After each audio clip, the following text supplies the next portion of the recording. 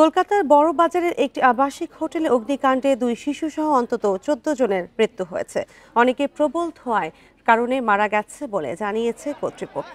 মঙ্গলবার সন্ধ্যায় কলকাতার মেছুয়ার ফলপট্টির ওই হোটেলে আগুন লাগে। পরে ফায়ার সার্ভিসের 10টি ইঞ্জিন ঘটনাস্থলে যায়। আগুন নিয়ন্ত্রণে এলেও এখনও তা পুরোপুরি নেভাতে পারেনি ফায়ার সার্ভিসের কর্মীরা। এখনও চলছে উদ্ধার কাজ। অগ্নিকাণ্ডের কারণ খতিয়ে দেখতে বিশেষ তদন্তকারী দল গঠন করা হয়েছে। হোটেলে অন্তত 47টি কক্ষ রয়েছে। প্রত্যেক কক্ষে মানুষ ছিল বলে জানিয়েছে স্থানীয় প্রশাসন।